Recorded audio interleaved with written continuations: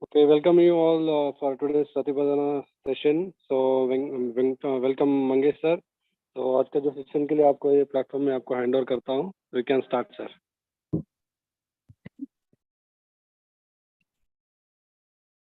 Thank you, Manju Bhai, and all of you. A very good morning. And today we are going to have the last session of our course on Satipatthana Sutra. And what I'm going to do is going to read through the sections, and then I'm going to gloss over some of the things that will have some clarity on the section. So this is the last section of the Satipatthana Sutta, and it's titled as the Four Noble Truths. So the Four Noble Truths are very important, and we need to understand the Four Noble Truths very clearly. When the teacher, the Buddha, was asked what is his teaching, he said that in only two words, his teaching can be told, that is suffering and the end of suffering. So when we are practicing the Satipatthana Sutta, as we have seen, that we practice it for the end of suffering, and we know that the human beings have a lot of range of sufferings, and we all experience various kinds of sufferings. So in order to end the suffering, the Buddha taught Satipatthana. And we know very clear, if we go back to the first section of the Satipatthana Sutta, the beginning of the Satipatthana Sutta, there is, in fact, it's very clearly stated. And I'm going to read that paragraph before I commence on reading the concluding section of the Satipatthana Sutta, and give some comments, offer some comments as a way of explanation. That in the sutta, the second paragraph itself says, there is only one way, O monks, for the purification of beings. So there is only one way, or a singular way, or all these practices leads to only one thing, that is the purification of beings. And then the second line goes like this: for total bypassing of grief and removing all pains and discontent. So if we want to express that in a single word, that word would be dukkha. So those having this Indian languages background, they can note the word dukkha. So dukkha means suffering, it means grief, it means discontent, it can mean dis-ease, not at ease. So this is the promise of the sutta, that if we practice the Satipatthana, or whatever the practices which are taught here in the sutta, then the result is the end of suffering. So dukkha and dukkha samudaya, and then dukkha nirodha, and then dukkha nirodha gamini patipada, that is the way to the end of suffering. So let me read this last section, and then I will gloss over some of the things. So Four Noble Truths. Furthermore, O monk, a monk focuses on Dhamma and observing the Four Noble Truths. And how, O monks, a monk focuses on Dhamma, observing the Four Noble Truths. So this is the paragraph that begins the concluding section. Suffering. Okay, suffering.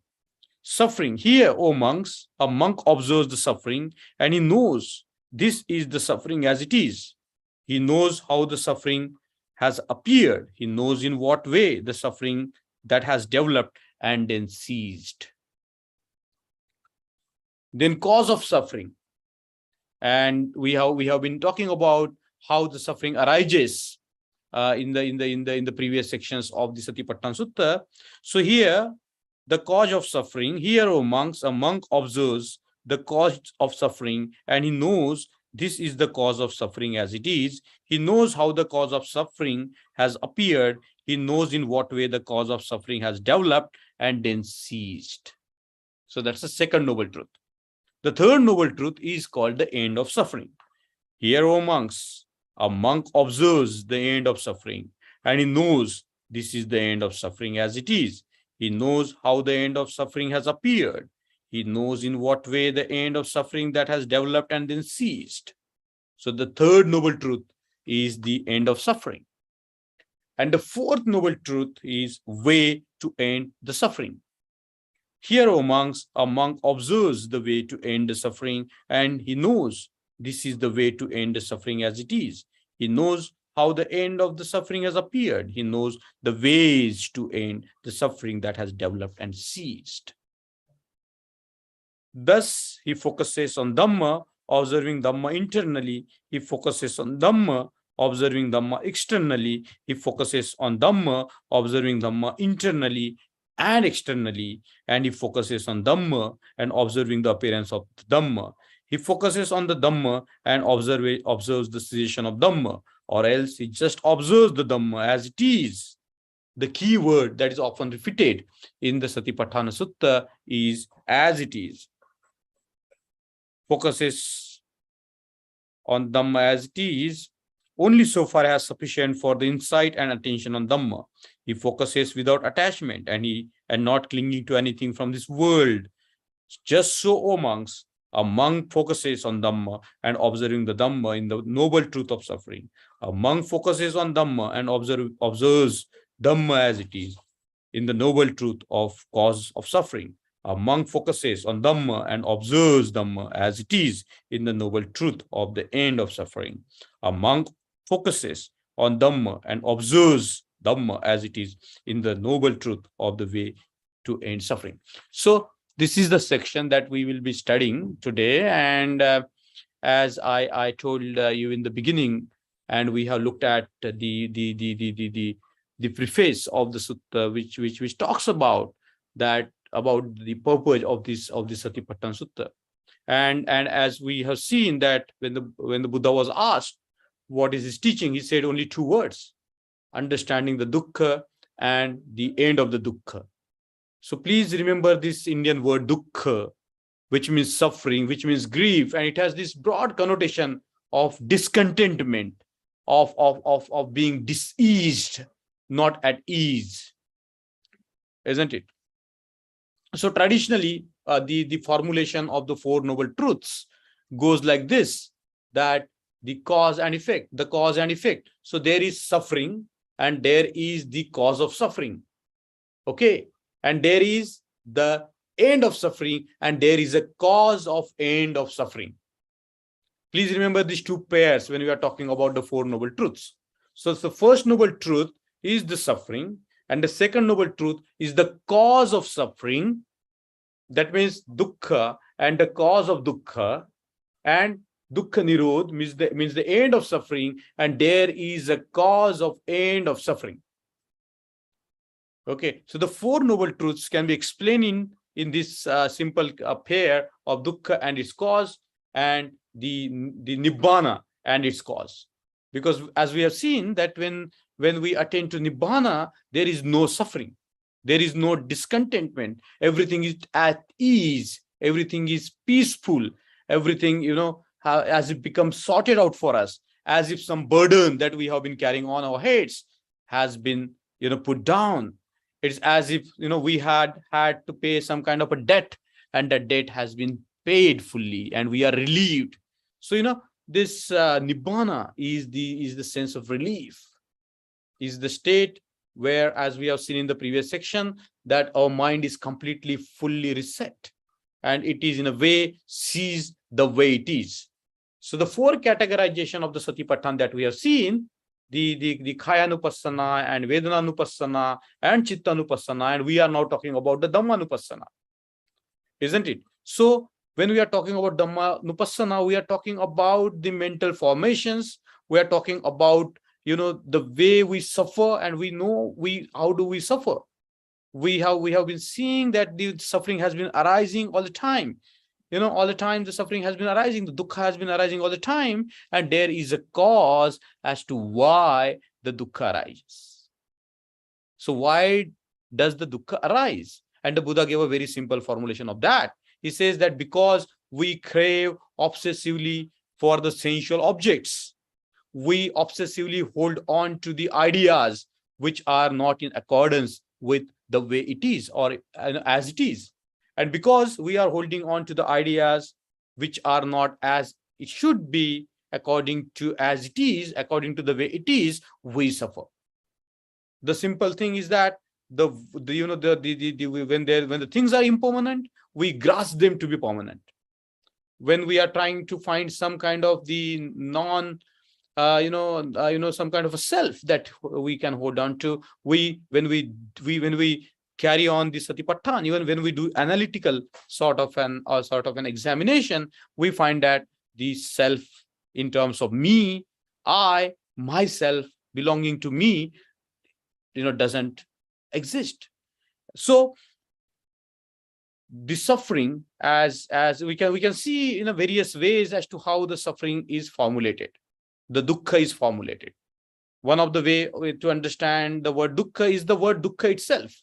And one of the definition of the dukkha is something which is difficult to endure, something which is very difficult to behold in terms of the experience, isn't it? So the dukkha is all over the places, and there is nothing to feel wrong about the dukkha. Why? Because the dukkha is the reality that we all face. There is nothing to feel ignoble about it.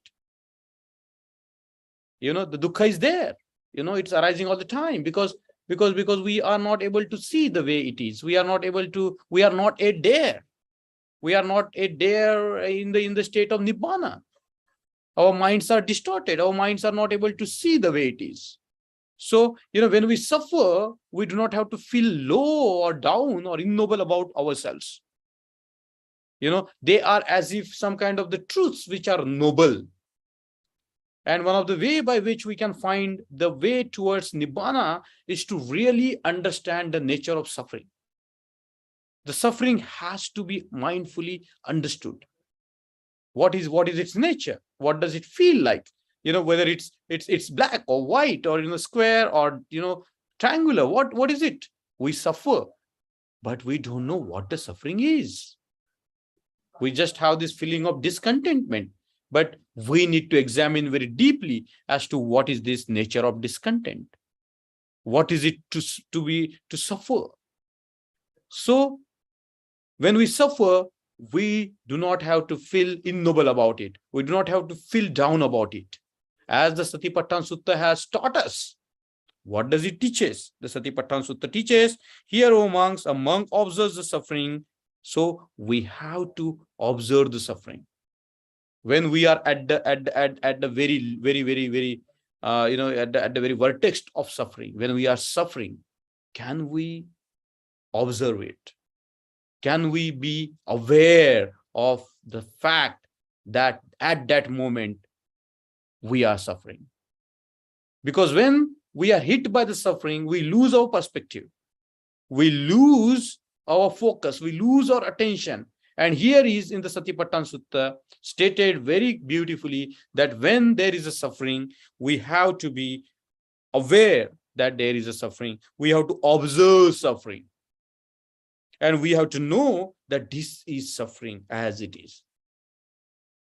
So most of the times when we suffer, we try to find the ways not to make our minds numb. We want to entertain ourselves. We want to lock us down in some shell, and we might this kind of escapism from from not confronting the suffering, from not observing the suffering, can lead to a lot of further suffering, can lead to the whole cycle of suffering. So while describing the dukkha, the Buddha has taught in various ways. He says that if you come in contact with something unpleasant, we suffer. When we go away from something which is pleasant, we suffer. And whenever we desire something and we don't get it, we suffer. And the Buddha further says, and I think this is very important for all of us to understand, that the upadan khanda are suffering. And we have seen the pancha upadan khanda, the 5 skandhas, the 5 aggregates. When we have studied the previous sections of the Satipatthana Sutta, we have studied the 5 skandhas. The form, rupa, we have studied. We have studied Vedana, means sensation, feelings. We have studied the mental formation, Sankhara or action. Okay, so we have studied Rupa, Vedana, Sadhya, Sankhara. Sadhya means perceptions. Sometimes we have these ideas, some concepts, some conceptualizations, and they form the one of the five aggregates. And then Vijnana itself, the mind, the discriminatory mind. Vijnana, the mind that discriminates between the things, the mind that creates that kind of the I and others, isn't it? So, in a word, the Buddha is saying that the areas in which we are mindful of, the kaya means the body, and we have seen in details what is the body, the Vedana, the feeling sensation, and we have seen in details what are the feeling sensations, and the chitta, the various ideas, the various mental formations and various concepts that we hold onto our minds. They are, when they arise, if we cling to them, if we cling to the Nam Rupa, if we cling to the Nama Rupa, ultimately it is going to lead to suffering. So Buddha says, in a nutshell, if you want to understand what is suffering, the Buddha says that to hold on to Nama Rupa, to hold on to the names and the forms, is this suffering. So, as we have seen in the study of our Satipatthana Sutta, we are not holding on to our bodies. We are not trying to tweak our Vedanas, our feeling sensations. We are not trying to even train our minds. What we are trying to do is to just observe them, just note them, just to be aware of them. And this is what is significant, isn't it? So what do we do about the Nama Rupa that we are experiencing all the time? Is not to attach to the Nama Rupa, not to cling to the Nama Rupa. And if we cling to as many aspects of Nama Rupa, we suffer to that extent. The more we cling to the Nama Rupa, the more we suffer. And I think this is the key point here. So how do we end the suffering? What is the cause of suffering? So in the second noble truth, the Buddha mentions the cause of suffering because we get attached to suffering, to the Nama Rupa. And detachment, non-attachment, is the highest state in the Satipatthana, in the practice of Sati. Our minds are completely detached with Nama Rupa. And when that happens, we straight away experience the Nibbana, the end of suffering. And we have seen in the previous classes as to how suffering arises. So, we experience the world through our sense doors, isn't it? The world that we experience is experienced only through our sense doors. We don't know what is out there because everything is mediated by our senses. Everything that we experience is mediated by our senses. Our mind don't perceive the world directly. It has been, the world of forms, the colors, it mediated by our eyes, isn't it? So maybe our mind cannot touch the light directly, but what happens when the light hits our eyeballs? We know that they are transmitted into the electrical signal, and the whole world of the sight comes into being. Same with the world of sounds, isn't it? We don't know what is out there unless it is mediated by our senses. So when we experience this world through our sense doors and through our mind, the consciousnesses that we have studied, linked to our sense doors, 5 consciousness: the eye consciousness, the ear consciousness, the nose consciousness, the taste consciousness, the touch consciousness, and the 6th one is the mind itself, isn't it? So when we experience the world like this, and in the seeing, if there is not just seen, in the heard, there is not just hearing. And when we bring this very sense of me, that there is somebody who is experiencing the world, and we don't understand that the process of seeing is taking place, the process of hearing is taking place, the process of tasting is taking place. It is just process. Depending on the causes and condition, it arises. So when we attach, when our minds are attached to the sensual objects, when they are running after the sensual objects, then we hold on to something thinking that it is this, but it is that. Sometimes the objects that are brought by our sense doors, they don't accord with our already held views, and when that happens, we want to push those objects away. And when we want to push those objects away, there is this kind of a strong irritation, strong hatred building in us. And sometimes when we are not mindful, when we do not have sati, then we just accept everything, whatever has been brought by our sense doors. And a lot of dust, a lot of dirt is brought by our sense doors, and it's accumulated in our minds. And that's why our minds are impure. So therefore, the Buddha teaches us to clean our mind in the sense that whatever has been brought out as a garbage by our sense doors, we do not have to really hold on to it. So number one point, the first noble truth, the dukkha or suffering, we have to understand that anything which is difficult to endure is suffering, isn't it? And why do we suffer?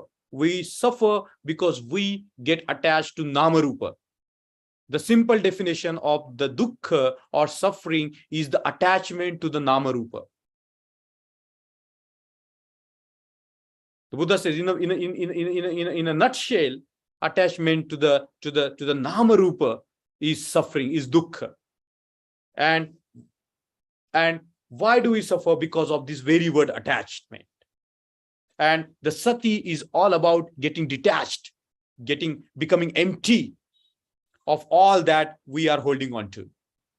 So I will give you an example. Now you are sitting in a class listening to this course on Satipatthana Sutta, but your mind might be holding on to something else. Your mind might be away, isn't it? It might not be there where you are sitting at the moment. So your mind has to be emptied in order for you to understand what is happening at the moment. So to be mindful, to be completely detached, it's very, very much essential for mind to be empty. Letting go, letting go, letting go, letting go, letting go. So let me read this paragraph again, suffering. And there are four noble truths. And as I told you, the Buddha says that he only teaches two things, the dukkha, the suffering, and the end of suffering. If you want Indian word for that, dukkha and dukkha nirodha. And we know that the end of suffering is nibbana.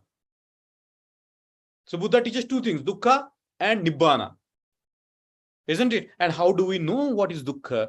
Whenever our minds are not empty of Namarupa, when our minds are attached to the Namarupa of any kind,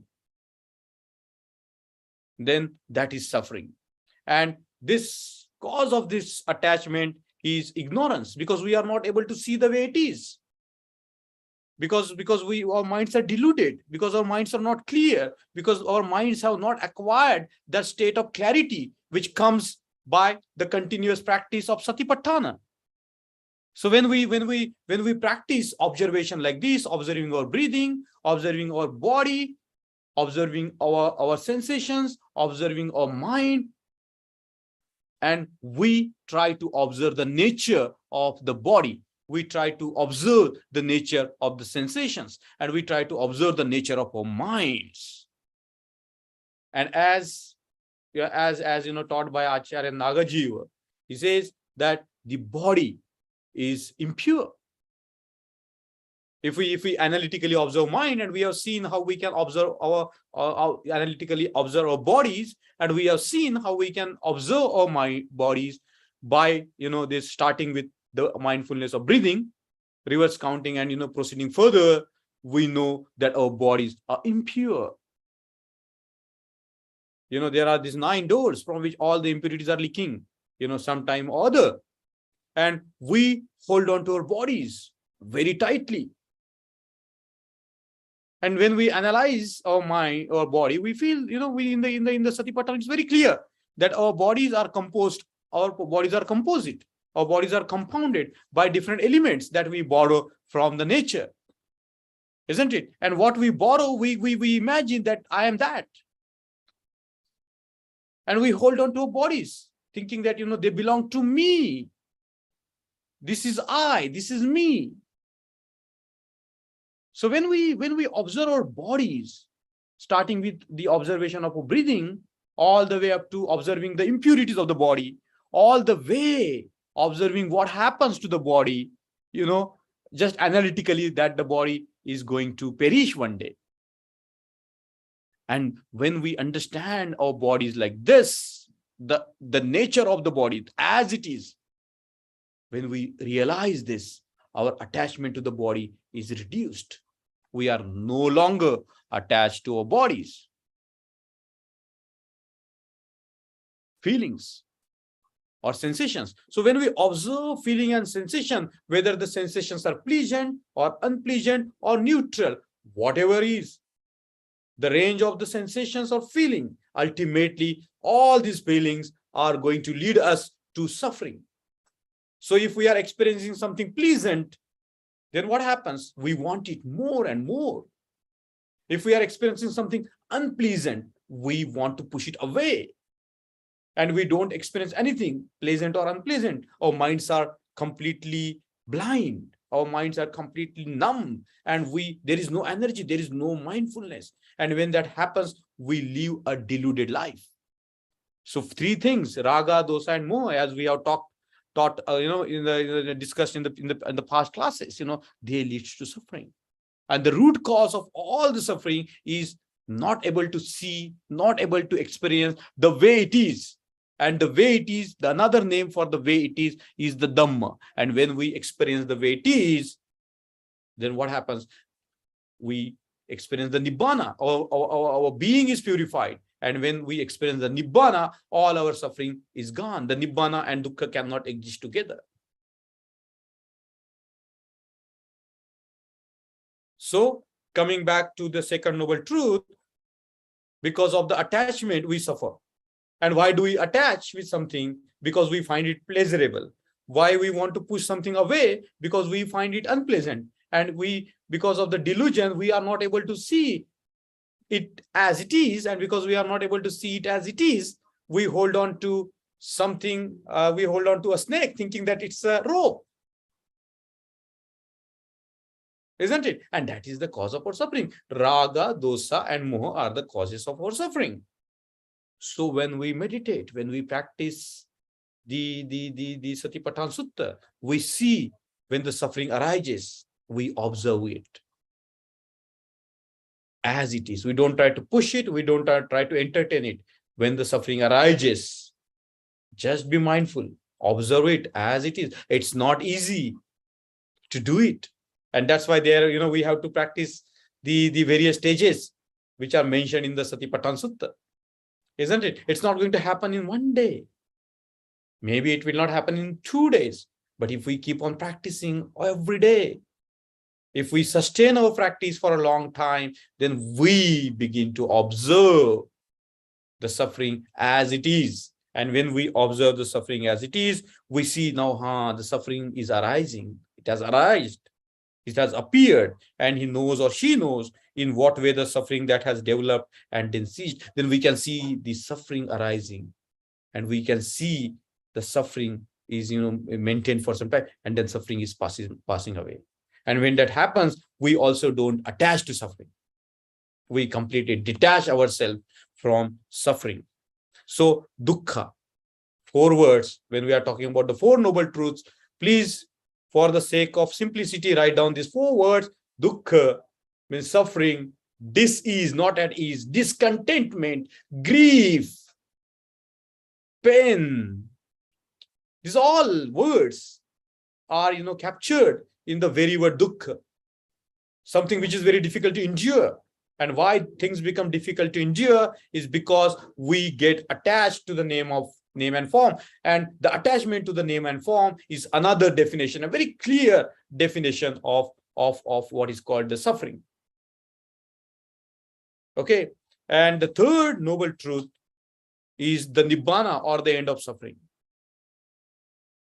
Okay. And when we practice satipatthana, when we experience that state of mind, we observe, there is no end of suffering. There is end of suffering. This is the end of suffering. There is no suffering.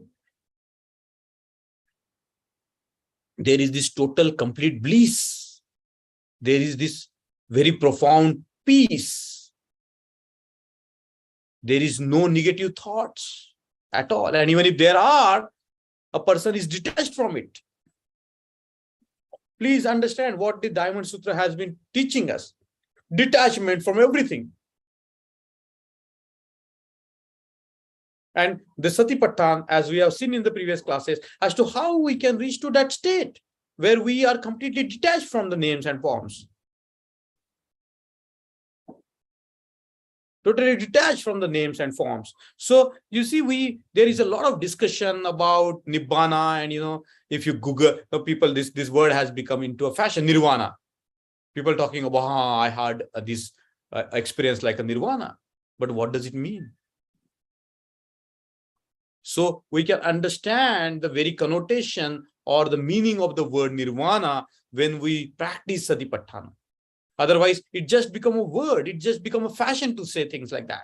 That I experienced Nirvana. It was a Nirvanic experience or whatever.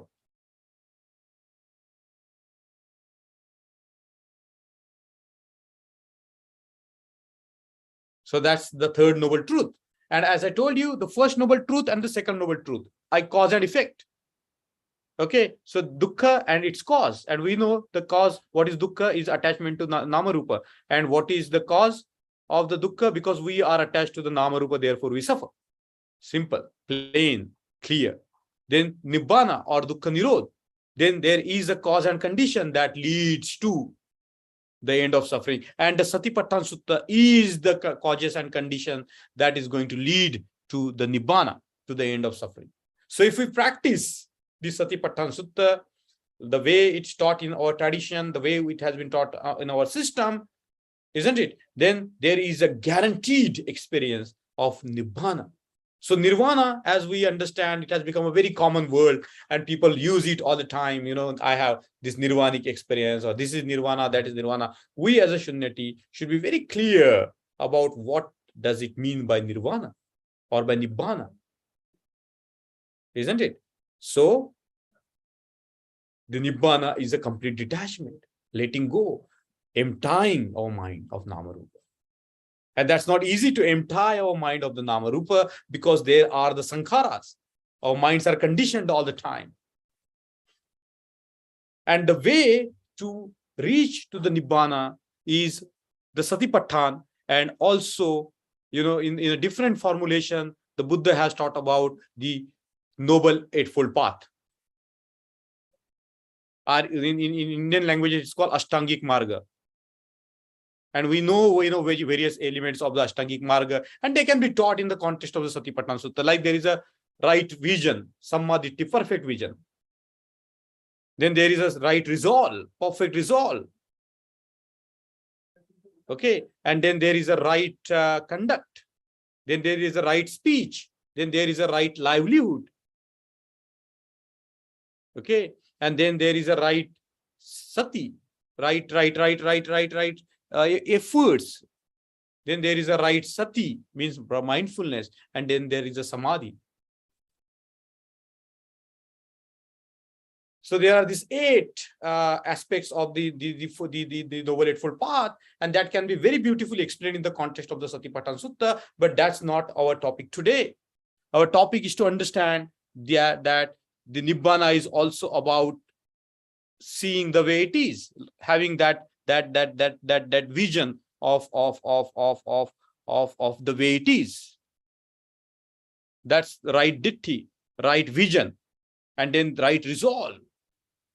We are committed, right resolve, isn't it? And then there are these 3 aspects of what is called the right conduct by the body, right conduct by the speech, right conduct by the mind. And then we have to strive. It's not easy, as we have seen that another connotation of the word sati is to make efforts. It's not going to happen automatically. We have to practice. We have to study the sutta. We have to practice, the reverse counting, double counting, and all the way up to observing the Four Noble Truths themselves. So easy, but it's so profound, you see. So when we are talking about the way to end the suffering, traditionally the way to end suffering is called the Noble Eightfold Path. And the Noble Eightfold Path has the eight sort of aspects.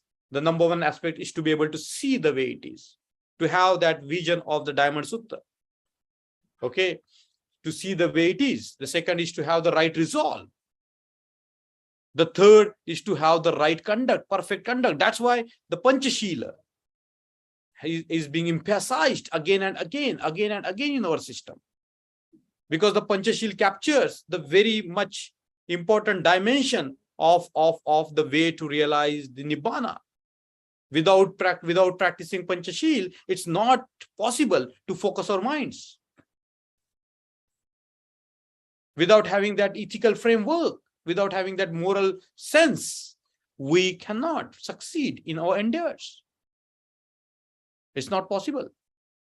And then we have this meditation aspect. Samma vayamo means the right efforts. That some emotions that has arisen in our minds, we have to strive hard to transform them. And for that we need efforts, and it's called in Indian languages Samma vayamo. Vayamo is not about exercises. It's a mental exercises. Whatever good has appeared in you, cherish it. Whatever bad has appeared, you try to do away with it. Whatever the good which has not yet arisen, cultivate your mind so that thing arises.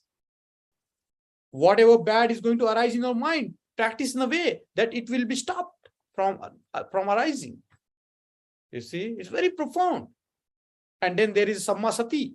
Samma Sati is the aspect of the four, the Noble Eightfold Path. You see, there are ways to cultivate sati. So there is one called perfect way to cultivate sati, and there is an imperfect way to cultivate sati. Sometimes the mindfulness is cultivated by other people, but in a wrong area, in the wrong direction. The right fields where we can cultivate the sati are the kaya, are the vedana, are the chitta, and the dhamma. But if our minds are continuously engaged with something, so we are thinking about a robbery all the time. Sometimes there is an example of when we talk about meditation, sometimes the example of a frog is given. The frog is very aware of the insect up there, and when the frog observes that insect, at once it darts its tongue at it and it grabs the insect. If you might have seen this this bird in the water, it's like standing still in the water, and when it encounters a fish, it immediately darts, isn't it? So what I'm trying to get it as is, there are ways by which people cultivate the attention or awareness or even mindfulness, but it's in the wrong area. It's in the wrong direction. The Buddha says, please cultivate the awareness where it matters. Please become mindful of your bodies. Please become mindful of your sensations and emotions. Please become mindful of observe your mind. Please observe the nature of the body. Please observe the nature of your sensation. Please observe the nature of your minds. Please observe the way it is. So the way to end the suffering is traditionally it is called the Noble Eightfold Path. And when we practice Satipatthana like this, we are already practicing what is called the eightfold path, Noble Eightfold Path. We are already on it. isn't it? So as we have seen in the tradition which has been in the system which has been taught by Acharya Nagajiva, he gives very, very deep and special emphasis on the practice of the 5 precepts. Because without 5 precepts, we cannot have a mind focused on something. It's not possible to focus our minds if we are all the time breaking, doing something which is not according to the truth, which is not in accordance with the way it is. So that's about the 4 noble truths, and I'm going to end the today's class by reading the last concluding section of our Satipatthana Sutta. So here it goes. Conclusion. Verily, O monks, whosoever practices these 4 foundations of sati in this manner for 7 years, then one of these 2 fruits may be expected by him or her. Don't go for this masculine noun. It's both for men and women, okay? Highest knowledge of arahantship is here and now. So a person who practices Satipatthana for 7 years, it's sure that they will attain to the highest knowledge of arahantship here and now. We don't have to, think about the next birth or the births after birth. It's very beautifully put here and now, in this very body and mind.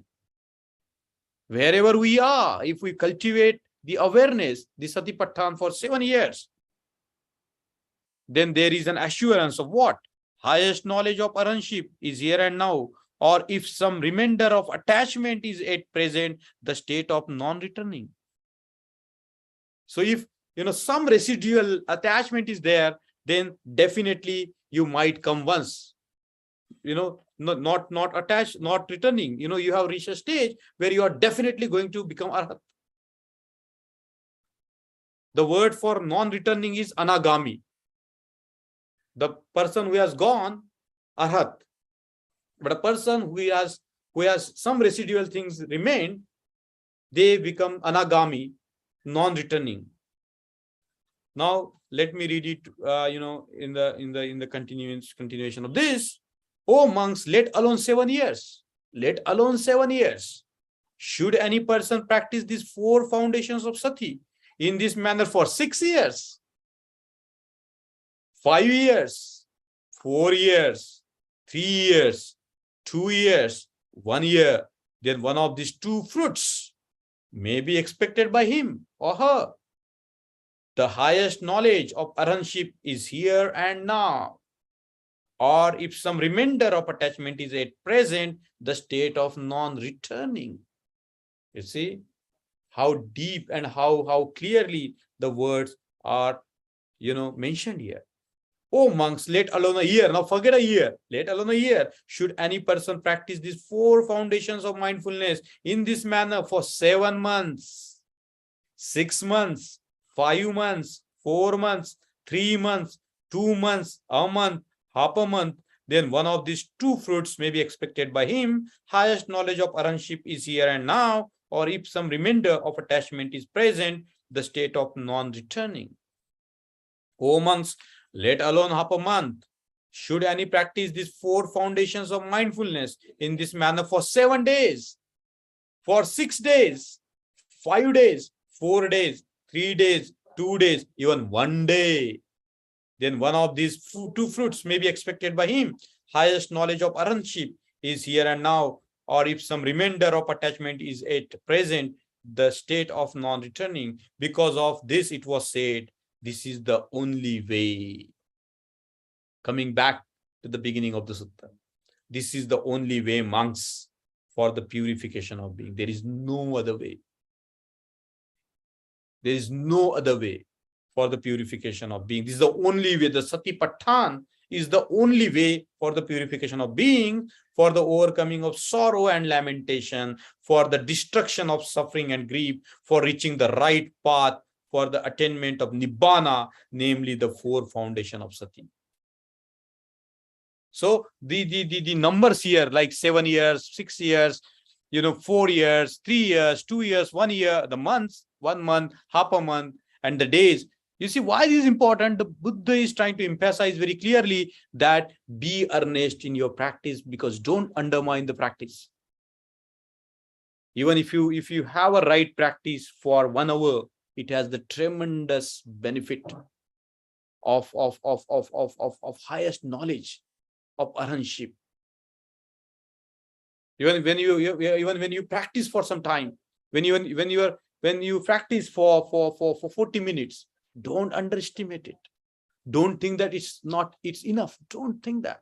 This 40 minutes, even the 20 minutes of the practice has such a far-reaching consequences that we can be able to see the way it is. We can be free of suffering. We can end all the suffering and grief. It's not a small assurance, isn't it? So please understand the importance of practice. When you sit, when you cultivate, when you practice continuously, imagine 7 years you are practicing it every day. What happens? Even for 6 years you practice every day. What happens? Forget that. Even if for 1 day you practice, that is the power of the practice, the complete detachment. So one of the definitions of the word sati is a complete detachment. Our mind is completely emptied of all the nama rupa. Our minds are not attached to any nama rupa, and our minds are free. And when our minds are free, there is no grief, there is no suffering. And the only way to achieve that is the cultivation of the 4 foundations. Kaya means body. Vedana means sensation, emotions. The chitta means the mind, isn't it? And the last is the Dhamma, the reality, the way it is. Even we have to become aware of the way it is, the nature, the quality of everything that we experience. This is a challenge for us, isn't it? To be mindful of the qualities of the everything that we experience. The quality of our body. What is the quality of our body? Impurity. What is the quality of our feeling emotion? It's always going to lead to pain and suffering. What is the quality of mind? It's never permanent. The mind is always moving, isn't it? And what is the quality of the Dhamma? It's empty. Even we don't have to attach to the teachings. Forget attachment to the non-teachings, isn't it? You see how profoundly the Buddha taught the path to the purification of being, the path to the Nibbana, the path to the very realization of the way it is, the truth or the reality. And when our mind is in tune with the way it is, it's peaceful, it's blissful, it is not vexed, it is not dissatisfied, it's not discontented mind. That mind is completely contented. And the promise of the Satipatthana Sutta, that if we practice like this, even for a day, even for 2 days, when you practice like this, you see the benefit of it, that you are guaranteed to experience the highest knowledge which is possible here and now. And with this, I would conclude our session today. Sorry, we delayed. We were a little bit delayed in our class, but I think this concludes very nicely. And I will open up the class for any observation, for any discussions that you would like to have today. So anything that you would like to share, or you would like to comment on, or whatever you want to talk in the context of it. Nancy has raised the hand. Nancy. Thank you so much. I only want to share suffering has its positive aspect. It can be an excellent teacher, no? Although we cannot avoid suffering in life, but we can suffer much less if we don't water the seeds of suffering within us. I understand everything is impermanent, insubstantial, unsatisfactory, right? Yes. That's true. We understand it theoretically. We all know that we are going to die one day, right? But how many of us live with that reality that, I won't be there? We live our life as if we are going to be there forever, right? Yes. We live as if, the other people are going to be there forever. And we have sometimes we have this hate for other people because we don't realize that one day, that person won't be there. You see, that mindfulness, that observation of the bodies, that today, I am healthy, tomorrow I might not be healthy. You see what I'm saying? Today, I'm having this, comfortable life. Tomorrow it might not be so, isn't it? So detachment, not becoming attached to anything, isn't it, is the way that, we all have to practice. So Nancy, that was a wonderful observation, but knowing it theoretically is not enough. We have to practice. We have to observe our minds. We have to observe the suffering, isn't it? We have to observe when it arises. We have to observe when it disappears. Then we have to observe why it has disappeared. You see what I'm saying? Yes. So practice, practice, practice. Is that all, Nancy? Then we can go. Thank you so much. Thank you, Nancy. Then we can go to Dr. Pawan. Dr. Pawan has raised his hand. Dr. Pawan. Yeah. Hi. It was a wonderful session. You were talking about the Four Noble Truths and Noble Eightfold Paths. But as we are going deeper and deeper, the more difficult it is now. So question number 1 is, can we call a state of complete emptiness a Nibbana? Or Yes, and Nibbana? Yes, Nibbana and Nirvana is the same thing? Yes. Nibbana, Nirvana is the same thing. And you are right, when our minds are empty of this Nama Rupa. Okay. Okay, when our minds, now, you have to, that's a continuous practice of letting go. Letting go, and your minds are suddenly detached from this Nama Rupa. I don't know what is that state, but that's what the Sutta says. Our mind are detached, are emptied. Okay. So emptiness doesn't mean that there is nothing. Emptiness merely means that, it's a mind that is detached. Okay. And one more thing. Yes. As now you said, there is a Noble Eightfold Path. On the other hand, the very first step is Panchashila, which we have to follow. So as we are going deeper, so from which stage we should start? Whether it is an Eightfold Path we have to follow, or the Panchashila? See, we have to practice from where we started, cultivating the awareness, isn't it? Now, what happens when we cultivate awareness all the time, and then we have a framework of Panchashil by which we can know how I am leading my life, isn't it? So we have a framework to lead our life. Before we have this framework of Panchashil, we don't know whatever I'm doing is right or wrong. Whatever I am doing is wholesome or unwholesome. But when we have this framework of Panchashil, we know, whether our lives are tuned with the reality. Because the Panchashil are the aspects of the Buddha's mind, isn't it? So because they are the aspects of the Buddha's mind, if we are practicing them, actually we are practicing the way towards the Nibbana.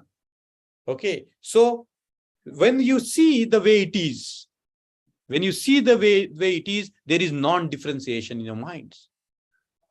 Your mind doesn't differentiate. And when your mind doesn't differentiate, then the first precept is automatically practiced. Do no harm. When you don't differentiate between you and others, you don't do any harm. You don't take what is not given to you. You don't disturb the harmony of the society. So, all these things go hand in hand. There is not like this and that. We have to cultivate the path in its entirety. But to begin with, the practice of the observation of the body is very important. To observe the feelings are very important, isn't it? So, like it is said that there are many doors, but all the doors lead to one singular goal, one way. What is the one way towards Nibbana? So Panchashil is the door to the Nibbana. When we practice Sunya meditation. That's the door to the Nibbana. And when we combine all different aspects together, that becomes a very conclusive part. That becomes conclusive way. That becomes the ekayana towards the purification of the beings. Okay. Okay. Yeah, thank you. You're welcome. Avnishji? Thank you for a wonderful session. Can we say mindfulness mean no choice, no motive, no desire? No. We cannot say. We cannot say that, because what we are doing is we are just observing. The key here is observing the way it is, as it is, here and now, isn't it? So we don't desire anything. We do not have any motive. We do not have anything. We have just one way. We have to cultivate the awareness, isn't it? We have to observe the body as it is.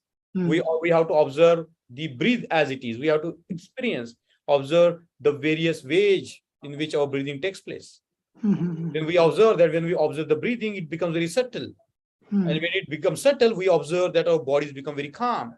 And we observe further that when our bodies and mind becomes calm, and then we have very much, more awareness, more observation, our faculty to observe more keenly, more deeply increases, isn't it? So we do not have, but to begin with, sometimes we can use this motivation and all. We can say 20 minutes, I resolve not to get up from this. 20 minutes, I commit myself not to get up from this place. I will sit. We have to use all these human emotions to encourage us on that path, isn't it? And there's nothing wrong, to commit to ourselves that every day I will sit, or for anapanasati, isn't it? But if you tightly desire for Nibbana, I want it, then it will never come. Right, Avnishji? Okay, thank you. Okay. But it is not no choice, no motive. No, it's not no choice. You just observe. This. Okay, thank you. And we begin to know the nature of mind by itself when we begin to observe our minds. We know that how it's expanding or contracting, whether it's wholesome or unwholesome. We know when we observe our minds.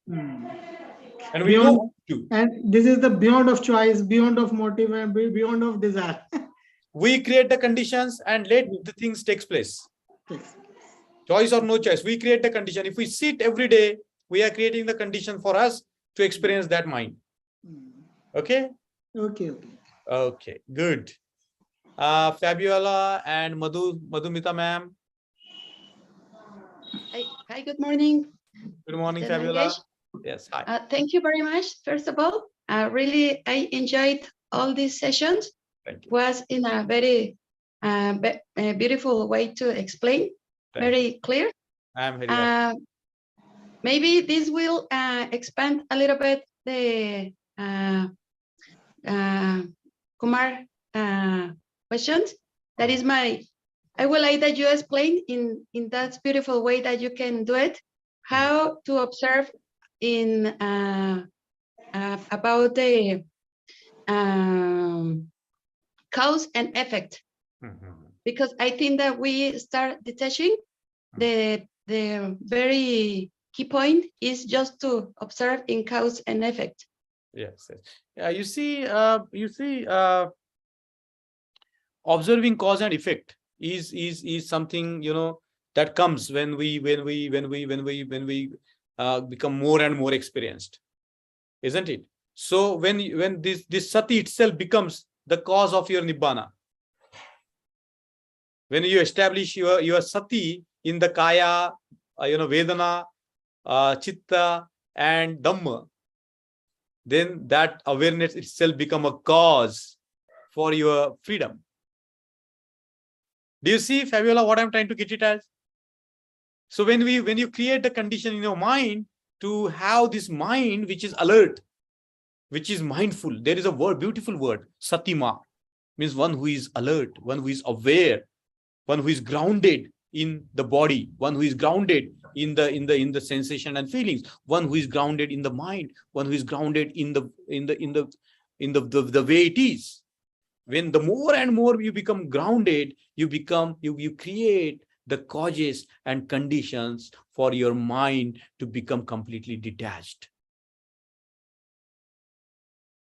The lesser and lesser you cultivate the awareness, the lesser and lesser we practice the Panchashil, we know that we are bound to experience suffering.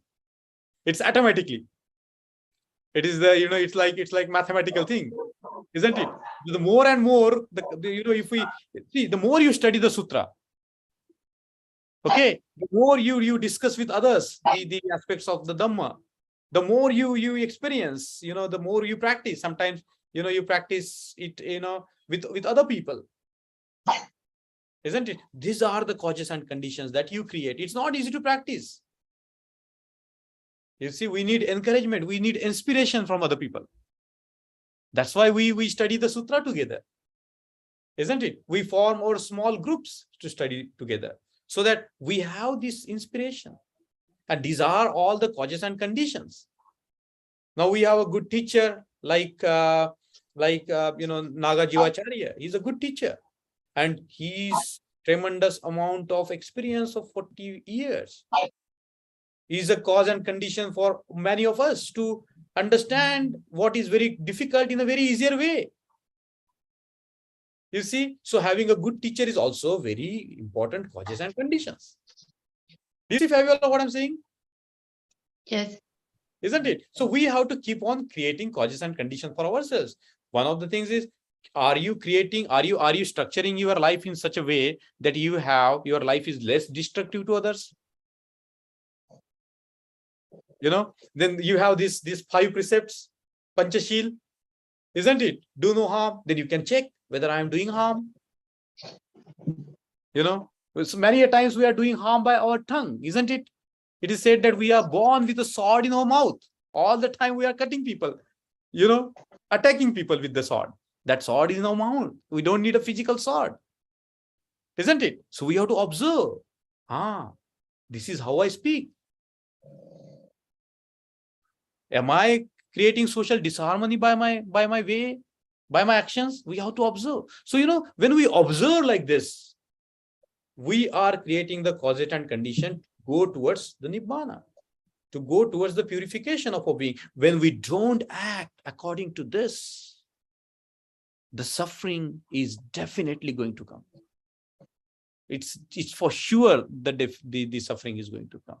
It's for sure the grief is going to come. It's like, A leads to B. You see what I'm saying?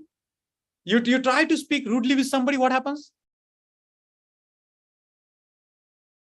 You don't need my, I have to explain this to you. You see, you in a family, you're being rude all the time. You see, what happens? Okay, if you hold on to something like anger forever, you're angry, for always angry. So, in the text says that it's like holding the burning coal in your hands. So what happens when you hold the burning coal in your hands? Who suffers? You will get tired. You will get tired and the burning coal will burn you. Your anger itself will burn you. Yeah.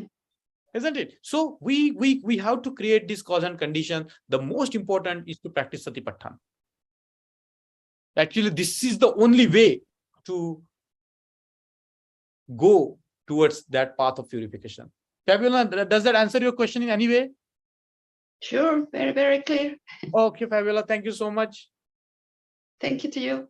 Thank you. Bye-bye. Madhu madam, you have some questions? Good morning, everybody, and good morning. It's really enlightening to learn from you and with the specific words and the vocabulary. But I'll put it into the very simple way what I personally feel and what I personally experience. The more simple you are, don't expect anything from the life, accept the way it is coming on your way, and live it fullest. And without expectation, whatever comes is the best, and whatever will happen will be the best, and keep on moving on. and keep practicing. Definitely Panchila is automatically on the way when you are enjoying every moment. We are not trying to harm anybody. We are not expecting, we are not having any anger and enmity with anybody. And be totally simplicity can lead you to the mindfulness of the state of situation, where when you can feel the detachment from everything and be part of the present life itself. This is what I personally feel and experienced in my this thing. And whatever I learn, it really has a deep and true meaning of the whole thing. Beautiful. And thanks a lot for that. Beautiful, beautiful, beautiful. Very good. We see it's not as Dhyanacharya says, it's not easy to be simple. I know that is not, but it is just a matter of practicing and matter of accepting the world the way it is, because you are no one to do anything, whatever situation happens. Yes.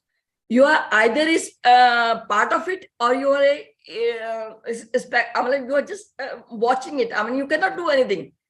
You cannot turn the table around. It's the power itself has the power to turn the table around for you, and whatever happens, except that it with the full heart.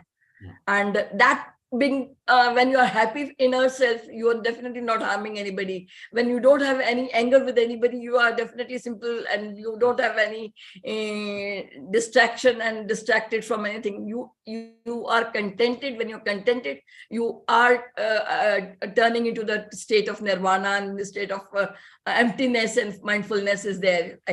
This is what I personally feel. Am I right in this? See, it's what you are saying is perfectly right. And as we know that our minds are not easy to observe, because, our minds have not been trained to be observed. Yeah. Isn't it? So if you look at the quality of mind, it's like a bee, always trying to sit on something, some dirt. It's like monkey, always jumping, holding on to this branch and that branch and that branch. Our attention is always scattered. Isn't it? It's not easy to cultivate the attention. I know. It is very tough. Very tough. Start looking into it, it's a really tough thing to do it. But it's very simple, because attention is always there. When you are listening to me, attention is there. When you are speaking, without attention, you cannot speak. Your mind cannot, simply exist if there is no attention. So attention is a bare fact of life. It's the quality of a mind to be aware. But then our awareness is so distracted all the time. Isn't it? So whatever you said is right. But it's not easy to be simple. It is not easy to cultivate that bare awareness. Isn't it? Just to be mindful of your breathing, that simple thing, can we do it? Just to count from 99 to 0, very simple thing. It's to say it is simple, but when we really sit for it with a specific thing, it is not that simple. Yes. To get engrossed in that, to get transform yourself to 99 to 0 in a smooth manner, it is really tough to do it at times. Yes. Very true. So if there are no other further questions, because we have arrived at the end of the class, and I like to just take 2 minutes of all of you to express something that, I have observed that, some of you have been very regular in the class, and, Amy, you want to ask something? Yeah, good morning. Please, Amy, please. Yeah. Very happy to see you, Sister Amy. Okay, please. All right. Good morning, all. Good morning. All right. So I think Fabiola already asked something that I want to ask, but it's not complete. Yes. Okay. So you mean when we observe, only observe, to end the suffering, we no need to push anything. No. Yeah. So what is the difference between ignorance or we in the state of we're thinking back, we justify, or what happened in our life, let's say that caused the suffering, it's our own fault, and what we're going to do for the next move. So versus ignorance, like, oh, it's okay, it's already happened, and let it happen. So can you tell this thing? Yes. I mean, first of all, very happy to see you. And very happy to see. See what I'm saying. See, we have to understand the word ignorance. Okay, and ignorance. This. If you look at the technical word for it, is avidya. Avidya means not having knowledge. Okay. Another aspect is not able to see the way it is. Okay. So for example, as I was giving a very simple example of our lives, we all believe that we are never going to die. Okay. We live as if, we are going to remain here forever. Isn't it the case? I mean, isn't it? So, like impermanence, the fact of impermanence is always there, in front of us. Every time there is nothing in our experiential realm that is not changing. Everything is changing all the time. The ideas that we thought today, those ideas get transformed the other day, next day. Isn't it? So here ignorance is not about, not knowing. It's about, not having that mind which is free of the nama rupa, because the nama rupa are like the blinders. Okay. Okay, they are like the blinders, and they are not able to, they don't let us see the way it is. For example, a very simple example, suppose we are brought up in a culture where, we for example, in Indian tradition, you eat by the hands, right? Okay. Okay, we eat by the hands. Now, in some cultures, the food is not touched by the hands. Isn't it? But now what happens is, we cannot judge people based on how they eat. Isn't it? It's a cultural aspect of it. But if we are making it into some kind of, a very, very, very fixed idea about eating the food, about the process of eating the food, isn't it? Then we are ignorant. Okay, some of the ideas that we cultivate in our minds, brought by the culture or the language that we speak, they skew our worldview in a certain way. That's why there is so much of a problem in the world with the religions.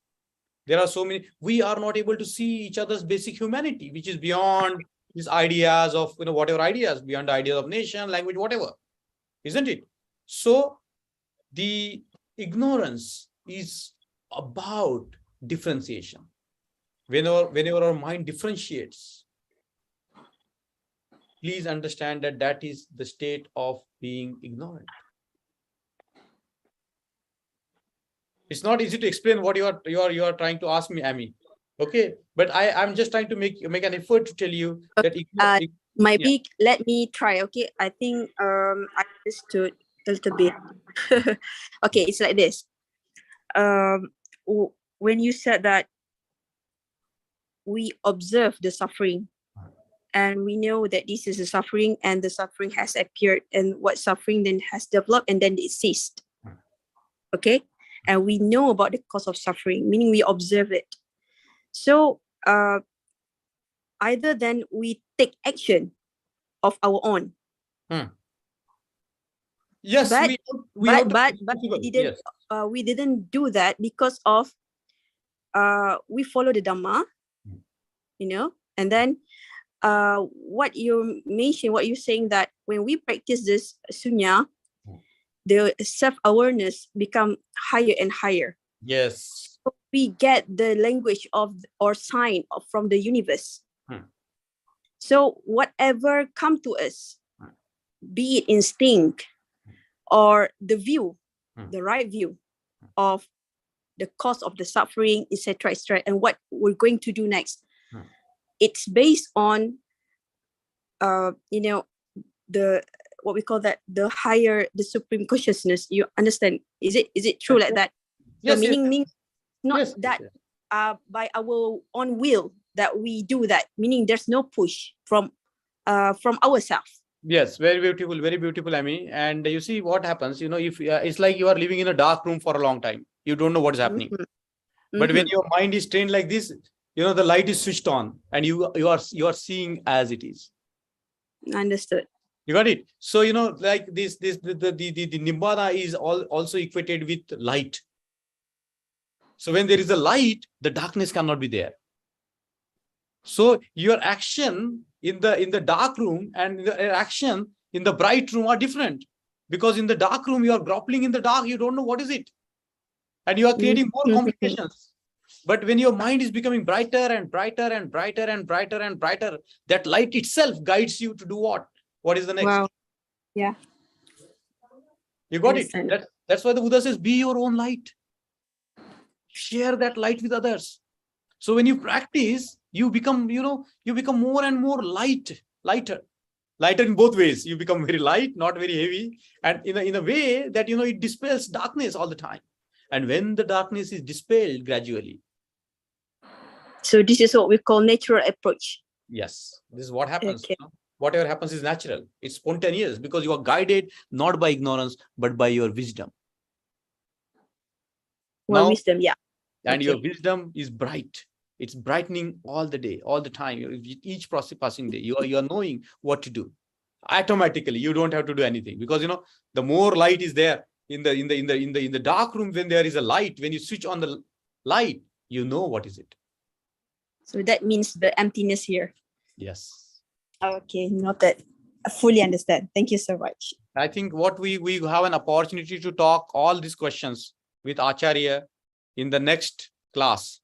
So Acharya Nagajiva is going to join the next class, and it will be, I hope that you can bring all these questions that in your mind. I would request you all to please read the sutta again, take out your time to read it, frame your questions, discuss with Dato, because I think that's very important for you, all of us, to do it. So I just wanted to say thank you to all of you. I have been seeing that my sister Amy has been joining regularly from Malaysia, and it must be late for us, but she makes it a point to be in the class. And so thank you so much, Amy and Fabiola and Nancy and Madhu madam and Shruti madam and Sneha madam and Saranya. They're all joining regularly.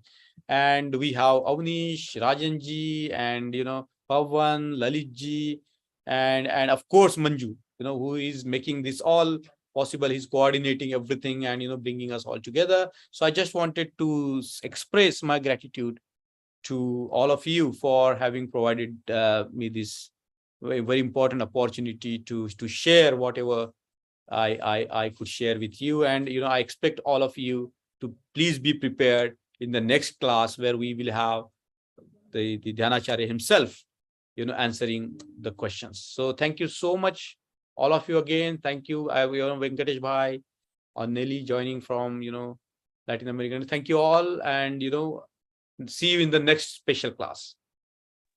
Thank you. Thank you. Thank